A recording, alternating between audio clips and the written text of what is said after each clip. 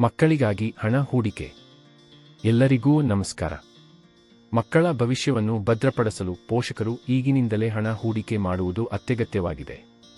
ಮಕ್ಕಳು ತಮ್ಮ ಶಿಕ್ಷಣ, ಆರೋಗ್ಯ ಮತ್ತು ಜೀವನದ ವಿವಿಧ ಹಂತಗಳಲ್ಲಿ ಉತ್ತಮ ಸೌಲಭ್ಯ ಪಡೆಯಲು ಸಮರ್ಪಕ ಹಣಕಾಸು ತಂತ್ರಗಳು ಬಹಳ ಸಹಾಯಕವಾಗುತ್ತವೆ.